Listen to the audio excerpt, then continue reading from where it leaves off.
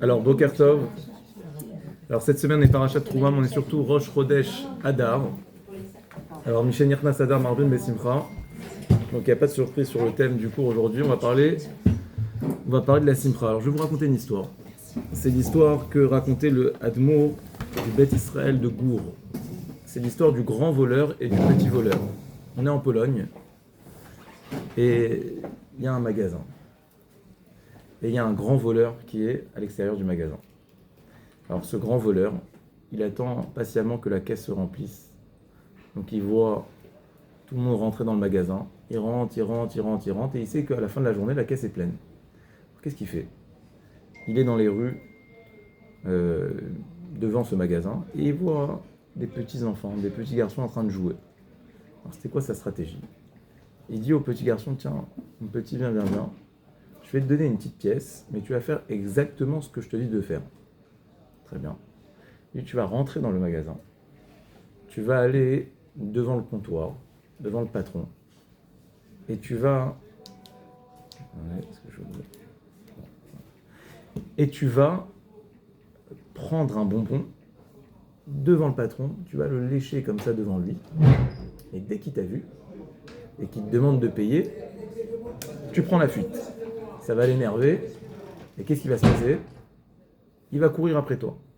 Le petit, il fait, il rentre, il s'exécute, ça n'a pas manqué, le patron, il se met à courir, et là, vous l'avez compris, qu'est-ce qu'il peut faire le grand voleur? Derrière le petit voleur, il va venir et il va vider la caisse. Alors, il disait, c'est exactement ça, lorsqu'on parle de simcha, de joie ou de tristesse. Alors, il faut comprendre que, on parlait du Yetzer Hara à l'instant, on parlait de Amalek. C'est un voleur, le Yetzer Hara, en fait. Il veut nous prendre ce qu'on a réussi à faire. Il veut nous prendre notre énergie.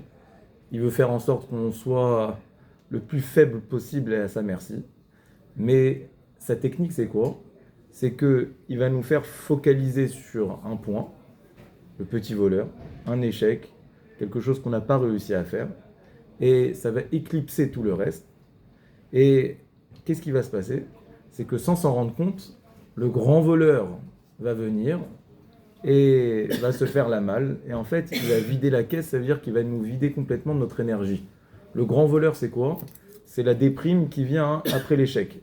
Le fait de ne pas avoir réussi, le fait de s'être mis des objectifs et de ne pas les avoir tenus, le fait de s'être promis de ne plus jamais refaire et d'avoir fait. Ça, c'est ce qu'on appelle le grand voleur. Pourquoi?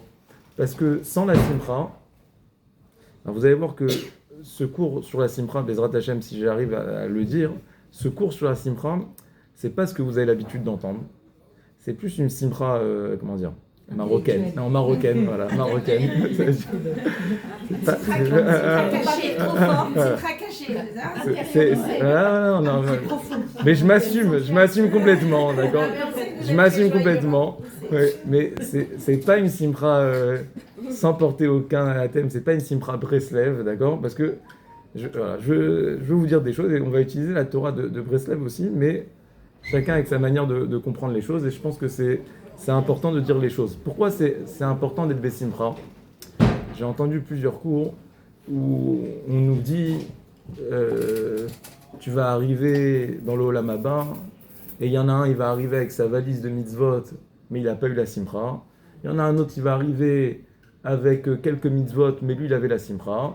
Et on va accueillir celui avec la simcha, on va lui dire bras ouverts, toi t'es Gan Eden. Et l'autre, on va lui dire... peut-être que oui, peut-être que non, je sais pas. Je suis pas là-bas, d'accord? Donc je suis pas dans les comptes. Mais ce que je veux dire, c'est qu'il faut bien comprendre pourquoi c'est important, la simcha. C'est ce que dit le Balatania. Il dit, on doit tous se battre avec un démon, d'accord? On doit tous se battre avec nos dépôts, on doit tous se battre avec ce qu'on appelle vulgairement, communément, le Yetzer Hara, d'accord? Il dit maintenant, tu prends deux personnes qui se battent ensemble. Tu peux être le plus fort du monde, tu peux être le mieux équipé, tu peux être le mieux préparé. Si tu es fatigué, si tu n'as pas la force, si tu n'as pas les nerfs, si tu n'es pas agile, vous voyez, si tu n'es pas rapide dans tes mouvements, et ben, même si l'autre il est moins fort que toi, il peut gagner. Donc il dit quand tu te bats avec le Yetzer Hara, la question c'est pas de savoir qui est le plus racham, qui est le plus fort, qui est le mieux armé. La question, c'est de savoir qui est le plus rapide, qui est le plus enjoué, qui a le plus envie. Pas qui peut le plus, qui veut le plus. Et en fait, notre énergie, ce qui fait qu'on a la volonté, ce qui fait qu'on a envie d'avancer, ça c'est oui la simra. La simra, c'est ce qui crée en nous de la zrizout, de la légèreté, l'envie d'avancer, l'envie d'aller de l'avant, l'envie d'affronter les défis de la vie, l'envie de se battre et de combattre. Ça c'est oui la simra. Et donc c'est pour ça qu'il y a écrit dans la Torah que, vous avez déjà entendu ça je pense des milliards de fois, que lorsque la Torah elle fait l'énumération de toutes les clalotes qui peuvent s'abattre sur une personne qui ne respecte pas la Torah, elle te dit tout ça pourquoi ça t'arrive, ces malédictions, Tachat, Asher lo avata et Hashem Elokecha, Besimcha ou Vetuv Levav. Parce que certes, tu as respecté Dieu peut-être, mais tu ne l'as pas fait Besimcha ou Betuv Levav. Tu ne l'as pas fait avec de la simcha et avec de la gaieté de cœur. Et donc c'est pour ça que tu as des clalotes. Alors le Khatam Sofer, il va plus loin, il dit en fait, même si t'arrives des choses bien, quand t'as pas la simcha, même la bracha, ça devient une klala en fait. Il n'y a rien qui a de la saveur, il n'y a rien qui a du goût. Parce que t'as pas la simcha. Donc même si Hachem il t'envoie la parnassa, même si t'envoie la réussite, même si t'envoie la santé, même si t'envoie tout ce que tu veux, si t'es pas bien au fond, si t'as pas la simcha, alors c'est une klala.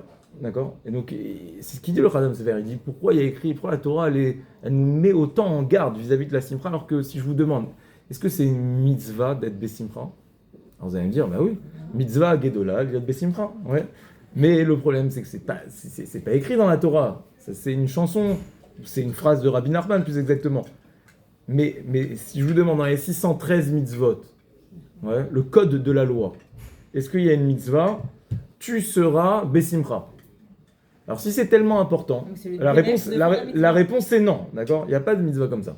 Peut-être à Soukot, il y a une mitzvah comme ça, mais en tout cas, de manière au quotidien, on n'a pas une mitzvah d'être besimcha. Alors pourquoi Dieu ne nous a pas enjoint d'être besimcha? Vous allez me dire, alors peut-être la réponse c'est, mais tu peux pas obliger quelqu'un à être besimcha. C'est-à-dire quoi? Je vais te dire, sois besimcha. C'est quelque chose que tu ressens pas. Comment tu fais maintenant si tu veux te mettre en joie? Qu'est-ce que tu fais? Tu bois un... Qu'est-ce que tu fais? Ouais, tu peux pas, d'accord? Hier, j'ai posé cette question aux jeunes, j'ai dit, comment on fait pour être besimcha? Maintenant, l'obligation du mois de Hadar, c'est quoi? L'obligation, en tout cas la mitzvah, c'est marbin besimcha. Tu dois augmenter dans la joie. Alors, augmenter dans la déprime, dans le mois de Av, ça, on sait comment on fait. C'est-à-dire, il y a tout un code, d'accord, qui est très très clair. Et la vérité, c'est parfois on n'a pas besoin, ok? On sait comment on fait pour augmenter dans la tristesse. Mais c'est pas augmenter dans la tristesse, c'est diminuer dans la joie. Mais en tout cas, il y a un code de loi. On te dit, tu sais quoi, tu vas arrêter d'écouter de la musique. Ah, c'est dur, tu vas arrêter de faire des choses, des activités, tu vas arrêter de sortir, tu vas arrêter jusqu'à Tisha B'Av. Voilà, ok? Et tu ne peux pas manger, tu peux rien faire, on peut même pas regarder un film, tu peux même pas acheter des habits, rien du tout. D'accord? Voilà. Alors ça, on sait. Mais maintenant, ils nous ont pas dit comment faire l'inverse. Comment faire pour être marbé besimcha. Hadar, c'est le mois où tu es marbé besimcha. Alors, quelles sont les clés? Je vous parle d'action. Je vous parle pas maintenant de ressenti. Je vous parle qu'est-ce qu'on fait pour arriver à la simcha, pour de vrai. Alors, l'opposé de Havre. Comment on fait? L'opposé de Havre. Qu'est-ce qu'on doit faire? C'est quoi les actions à mener? Parce que, encore une fois, beaucoup de musique, encore une fois, Beaucoup de vaisselle. encore une fois, Dieu il peut pas nous demander d'avoir des états d'âme, d'accord? C'est comme quand il te dit Hachem, tu vas m'aimer. Ouais. Aime-moi. Ou aime ton prochain comme ça marche pas quand tu dis ça à quelqu'un. Ouais. Ça marche pas, d'accord? Aime-moi, ça marche pas, d'accord? En général, quand tu lui dis ça, il fuit, ouais. Ok? C'est stressant. Et pourtant, Dieu, il nous le demande. Ouais, Ve'ahavta et Hashem Elokecha. Tu as l'obligation de m'aimer.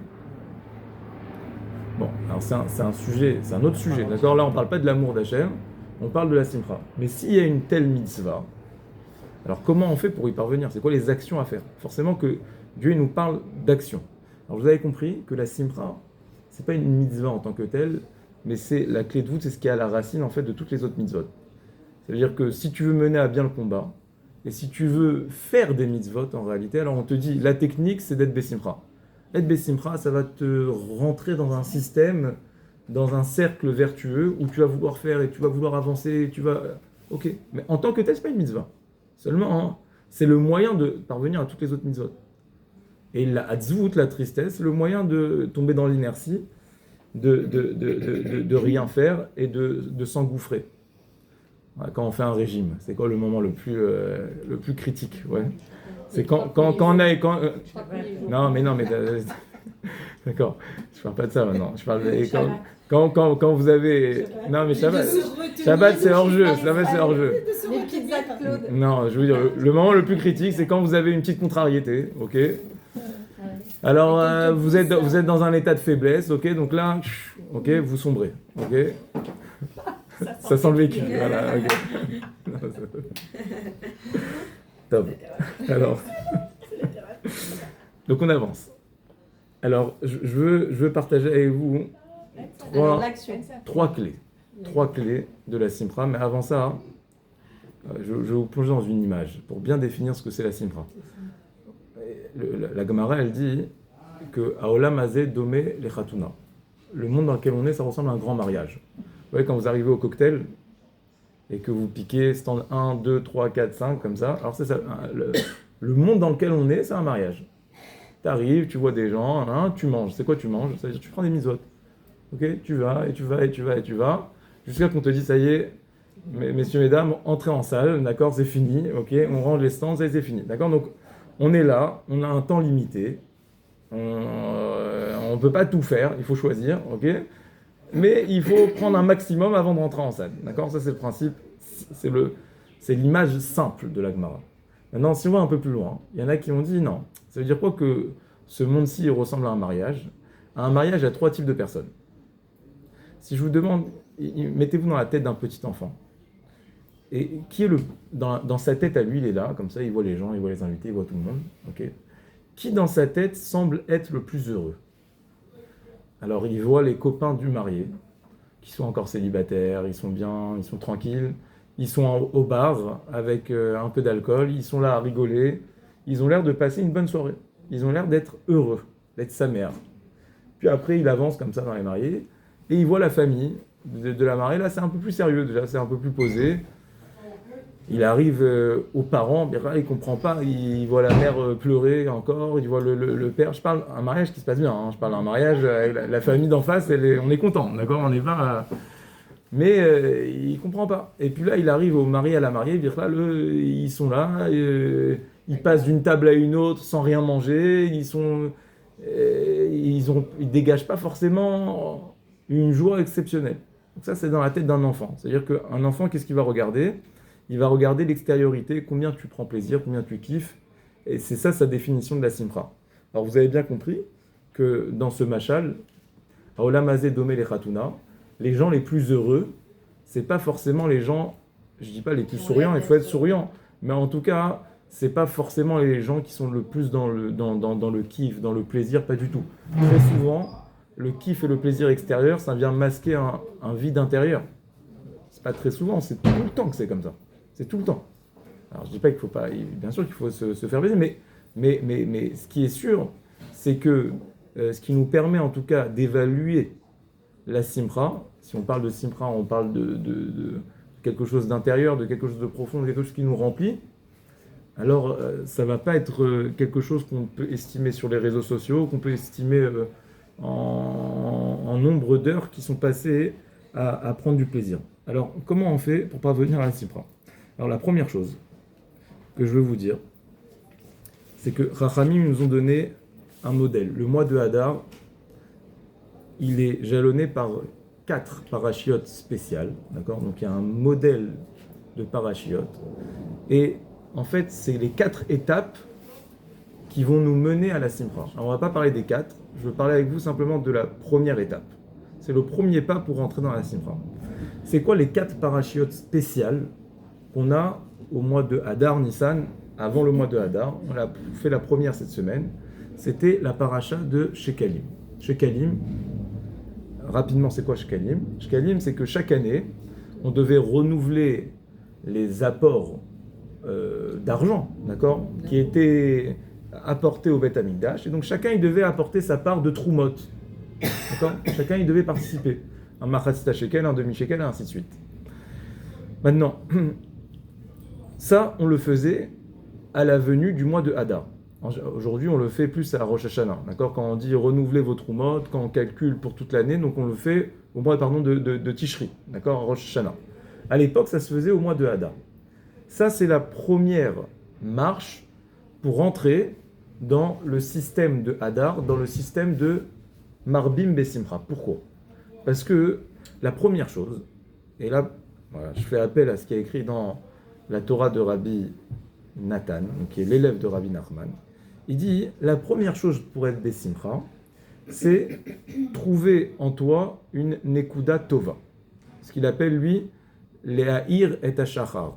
Il faut réveiller un point de lumière qui se trouve dans le point culminant de l'obscurité. Vous avez remarqué que le matin, quand le soleil se lève, alors juste avant le lever du soleil, il y a ce qu'on appelle le shachar. Shachar, c'est la même racine, ça veut dire le matin, mais c'est intéressant, c'est la même racine en hébreu que le mot shachor. Shachor, ça veut dire noir.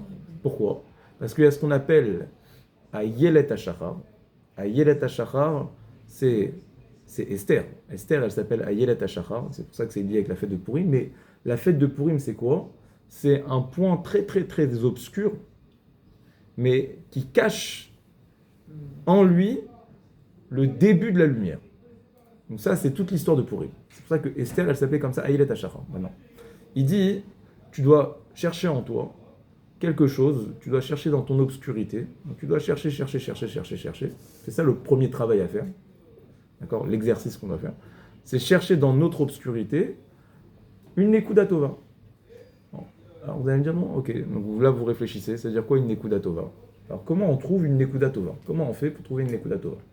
Et là intervient le principe de Parashat Shekalim. C'est quoi le principe de Parashat Shekalim? Shekalim, comme vous le savez, ça veut dire le shekel. Shekel, ça veut dire quoi? Shokel, ça veut dire ce qui pèse, ce qui a du poids, ce qui compte.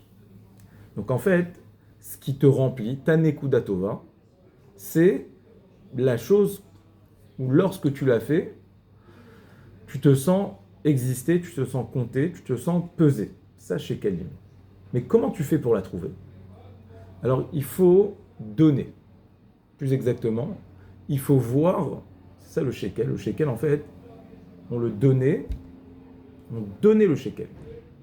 En fait, la chose qui compte véritablement pour nous et qui nous fait vraiment grandir et respirer, on va se sentir utile et on va se sentir qu'on a du poids dans notre existence, c'est ce qu'on arrive à donner. Regarde ce que tu arrives à donner, ce qui te fait du bien quand tu le donnes, quand tu le partages. Quelque chose qui est propre à toi. Ce que tu n'arrives pas à donner, tu ne l'as pas véritablement. Et en vrai, le principe de Shekalim, c'est que plus tu vas donner, plus tu vas te remplir. Et plus tu vas prendre, plus tu vas te vider. Ça, c'est comme ça que les lois spirituelles elles fonctionnent, c'est comme ça qu'on fonctionne. Regardez, dès que vous prenez, vous vous videz. C'est contre-intuitif, d'accord? C'est paradoxal, mais c'est toujours comme ça. Vous mangez. Qu'est-ce que vous faites? Alors, vous avez l'impression que vous remplissez, mais en fait quoi? Vous générez en vous le manque et le besoin d'avoir toujours plus. Donc, ça, c'est un principe qui est ancré en nous. Quand tu prends, tu te vides. Et quand tu donnes, tu te remplis. Tu as un sentiment de satisfaction qui est inexpliqué, qui est inexplicable. Mais quand tu arrives à donner quelque chose, quand tu arrives à partager quelque chose avec quelqu'un, quand tu arrives à transmettre à tes enfants quelque chose, quand tu arrives à partager avec ton mari ou avec ta femme quelque chose, il y a quelque chose qui te remplit en toi. C'est inexplicable. Pourquoi? Tu as donné quelque chose, tu as donné ton temps, tu as donné ton énergie, tu as donné de ton intelligence. Mais non, en fait, c'est ça qui t'a rempli. Et donc ça, c'est le premier principe, c'est que quand on aspire à avoir une vie de simcha, alors on doit véritablement se concentrer sur ces nekudot tovot, et le travail d'enquête sur ces nekudot tovot, il doit se faire au travers des choses que j'arrive à donner aux autres. Voilà, c'est que ça. Ce que j'arrive à donner aux autres, c'est ce que j'ai pour de vrai, c'est ce qui me remplit pour de vrai. Ça, c'est le premier point. Le deuxième point, la deuxième clé de la simcha. Alors là, c'est ça que je vous disais tout à l'heure, que ma vision de la simcha, elle est un peu plus ashkénaze que... ce que vous avez l'habitude d'entendre, d'accord? Mais je suis sûr que vous allez me rejoindre et je suis sûr que vous êtes d'accord. Vous savez, on est parachat Teruma, ok? Alors, dans la paracha, on parle de quoi dans cette paracha?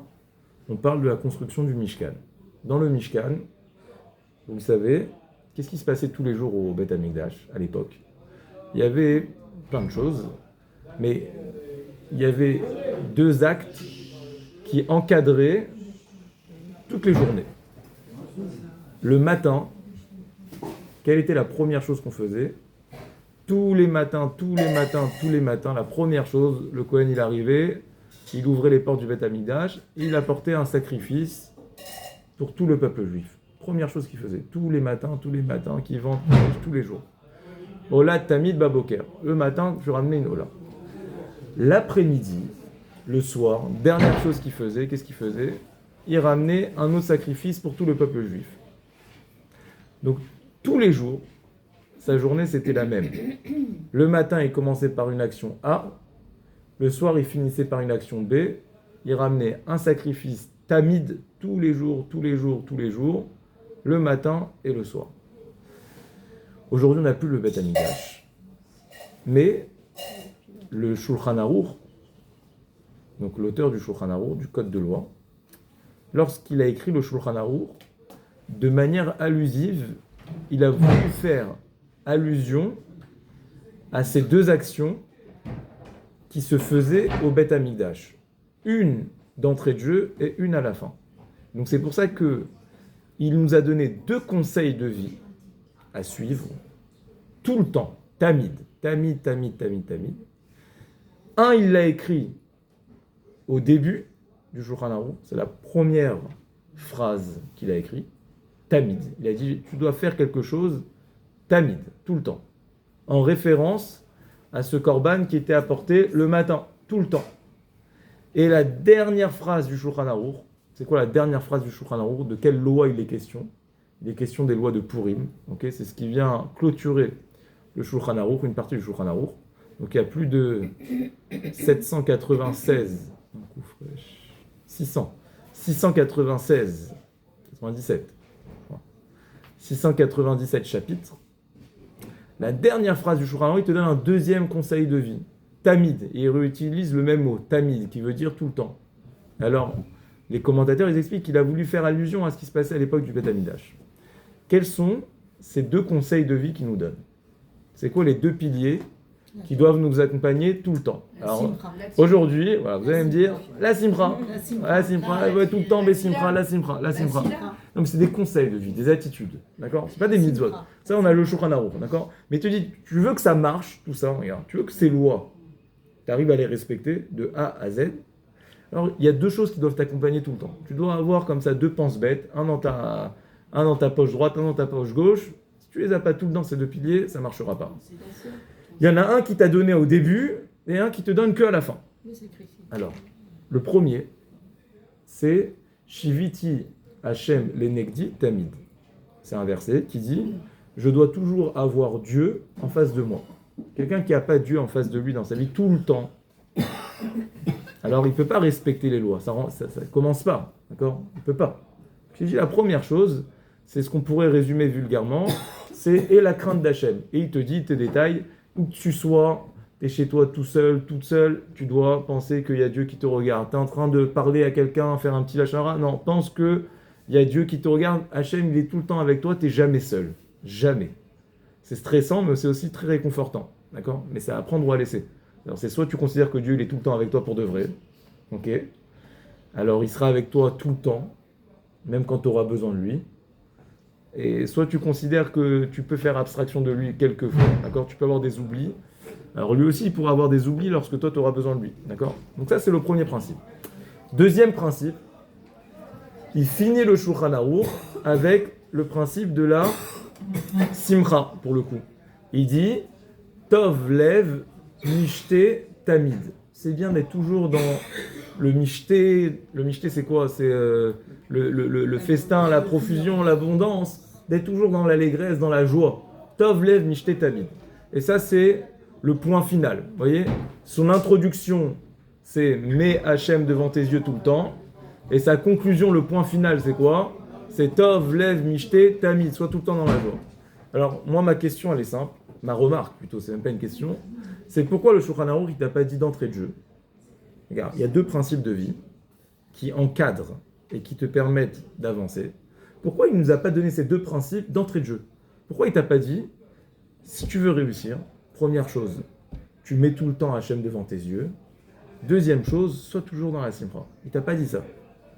Il t'a dit, tu mets Hachem devant tes yeux, vas-y, maintenant tu lis tout le Shulchan Aruch, et à la fin, n'oublie pas d'être Bessimra.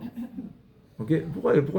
Pourquoi il attend, comme j'ai dit, 697 chapitres pour me parler de la Simra?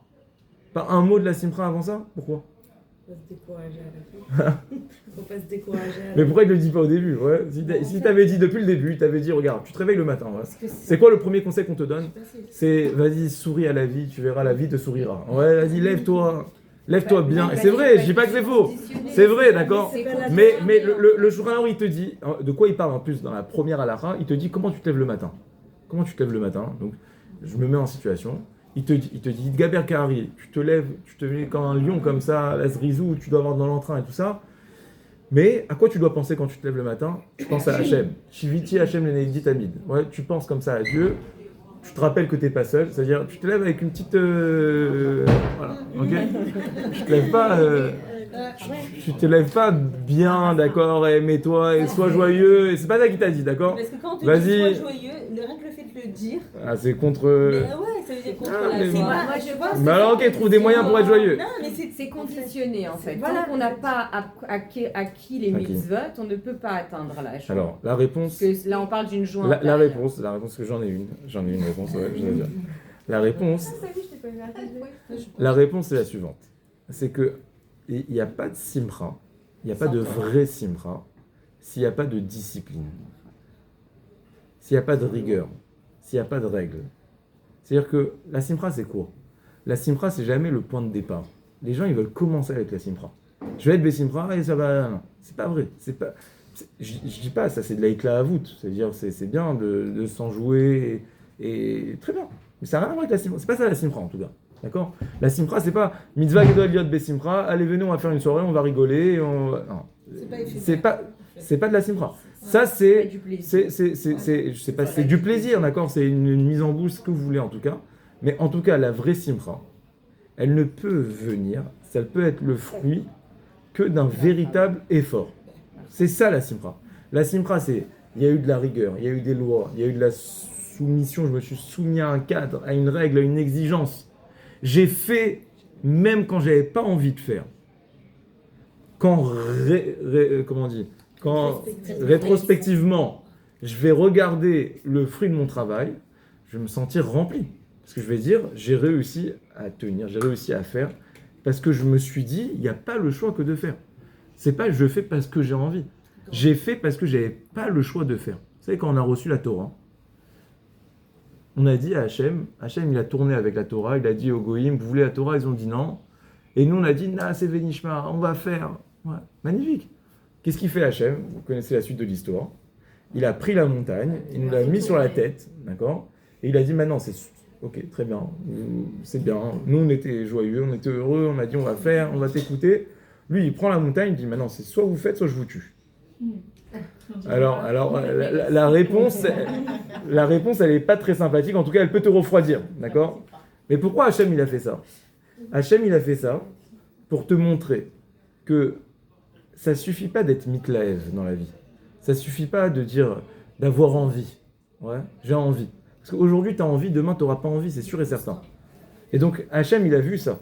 Il a dit, là t'es dans un bon... voilà, t'es dans un bon mood, d'accord? Donc, tu as envie, Naaseh Venishma, tu as vu les miracles, tu sors d'Égypte, et donc, bien sûr que Naaseh Venishma, bien sûr que tu as envie. Mais demain, quand tu seras tout seul, et que tu vas voir que c'est contraignant, et que c'est pas facile d'être juif tous les jours, tu n'auras plus envie. Donc, je te donne pas le choix que de faire. Je te montre que tu es obligé de faire. Je te montre que tu n'as pas le choix. Pourquoi? Pour que tu arrives à une vraie simra. Et que demain, quand tu auras fait parce que tu n'avais pas le choix de faire, eh ben, tu vas comprendre que là, tu as réussi. Tu vas comprendre que là, tu es rempli. Et là, tu auras une vraie simra. Tu auras une vraie simra. C'est comme dans l'éducation des enfants. On ne peut pas avoir de simra. On a une vraie simra, pas quand ça marche comme ça, tout seul. C'est bien, c'est sympa, d'accord? C'est sympa quand ça marche tout seul. Mais en vrai, la simra, elle peut provenir que lorsqu'on a réussi à mettre en place un cadre, des règles, une structure, une maison, c'est ça une maison, d'accord? Qu'on a tenu ces règles et que ces règles, elles ont porté leurs fruits. C'est que ça la simra. Sinon, il y a pas de simra. Il n'y a pas de simra. Sinon, il y a de la... Voilà. Il y a un état d'être comme ça, c'est un sentiment. C'est un sentiment, mais c'est pas de la simra. Vous savez, quand en français on dit j'ai une montagne de choses à faire. Ouais, vous avez déjà vu cette image où vous avez la liste sur votre téléphone, ouais, vous avez 30 000 cases à cocher. Okay, je ne parle pas de tâches, okay, je parle pas des tâches ingrates, des choses à faire. Okay, et qu'à la fin, ou voilà, pour celles qui sont engagées professionnellement, vous avez coché les cases. Ouais, quand vous cochez la case, là, comme ça, la satisfaction. Ça, c'est la satisfaction. Alors ça, c'est quelque chose qui se rapproche de la simra. Pourquoi? Parce que, ok, il y a un cadre, il y a une règle, il y a eu un effort, il y a eu une discipline. La simra, elle peut naître que de la discipline. C'est pour ça que le Shulchan Aruch, il a dit d'abord, fais tout le Shulchan Aruch. Fais tout. Lis. Vas-y, avance. Et à la fin, je peux te parler de simra. Sans ça, oublie, c'est pas de la simra. C'est comme dans un couple. Ouais. Il y a être amoureux et il y a aimer. Alors, être amoureux, c'est au début, c'est avant le mariage. Donc, il n'y a pas d'engagement. Et en vrai, si vous demandez à quelqu'un, ou si vous vous posez la question, pourquoi on se marie? C'est vrai, à quoi ça sert de se marier? Alors, Dieu, il a dit, il faut se marier pour avoir des enfants, il faut qu'il y ait un cadre. Mais pourquoi il faut se marier? Pourquoi on n'aurait pas pu imaginer un monde où on se marie pas? Il y a des gens qui vivent comme ça, d'accord? Alors pourquoi il faut se marier? C'est quoi le bien fondé du mariage? La réponse, c'est qu'il ne peut pas y avoir de simra s'il n'y a pas de mariage. Pourquoi? Parce qu'il ne peut pas y avoir de simra s'il n'y a pas eu d'engagement. Et donc Dieu, il veut que tu arrives à cette simra.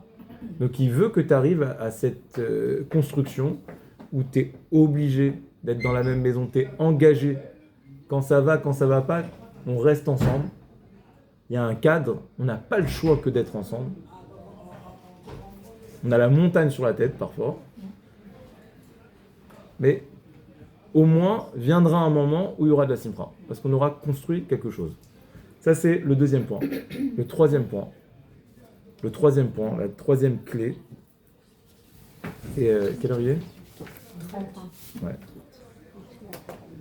Alors, la troisième clé, elle est propre au mois de Hadar.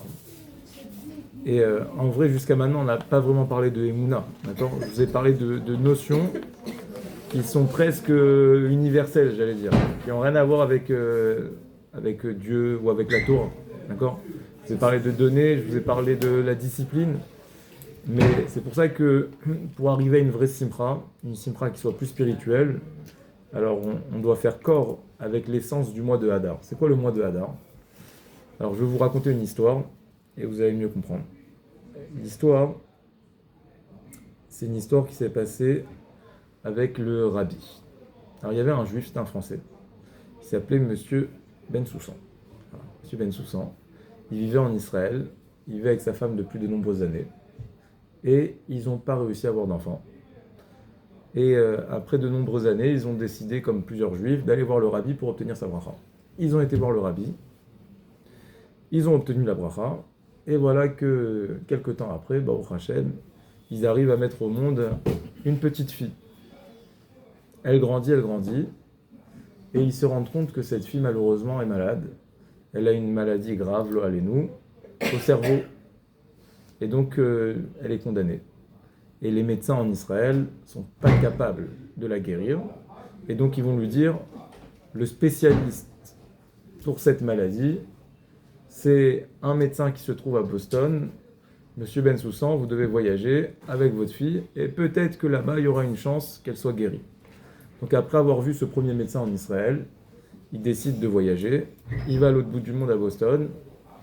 Mais là, il ressort défait de ce qu'il entend, parce que même là-bas, on lui dit qu'il n'y a pas vraiment de solution à son problème, que les chances que l'opération réussisse sont très minces et que ils sont même pas, voilà, c'est assez risque et péril, mais ils lui garantissent pas forcément la réussite et donc ça peut mettre en danger la vie de la petite au moment de l'opération. Donc c'est à lui de faire le choix, oui ou non. Donc il ne sait pas quoi faire, imaginez-vous le désarroi. Il est aux États-Unis, il dit bon, c'est pas la porte à côté, je sais pas, Boston et New York, mais en tout cas il dit, sa femme elle lui dit va voir le rabbi, c'est lui qui nous a permis d'avoir cet enfant, peut-être qu'il va se passer quelque chose.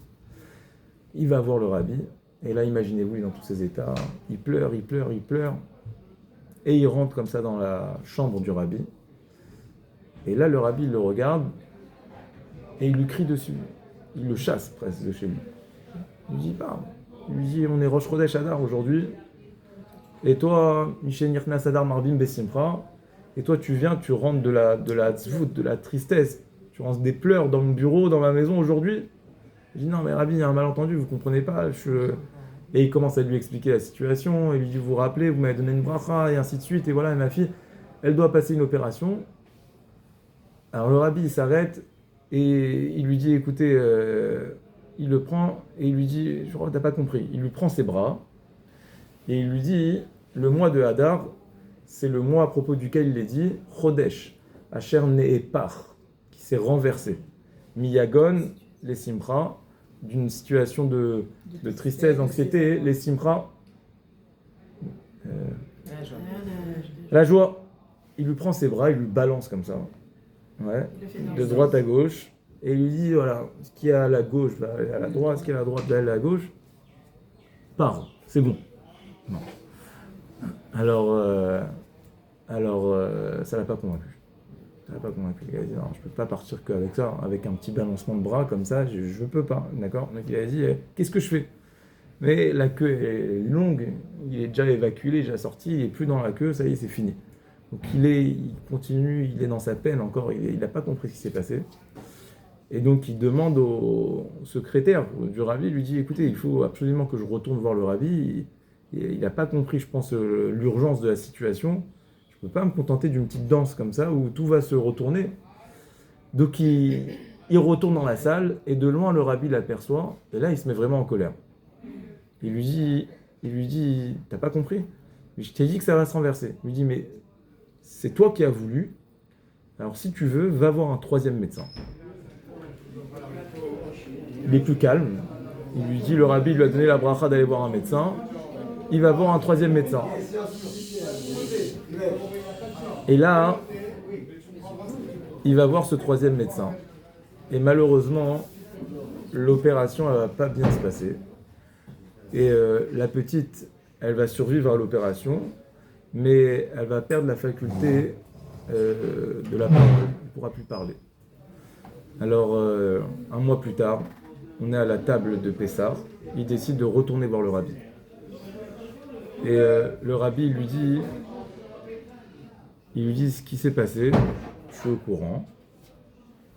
Enfin, il ne dit pas comme ça. Il distribuait le rabbi le soir du Seder. C'est pas le soir du Seder, c'était avant, mais il distribuait des matzot. Alors il lui dit comme ça, il l'aperçoit dans la salle, et il lui dit, la matzah c'est un pain de guérison. Il lui dit, dans le calendrier juif, on a d'abord Nissan, et après Iyar.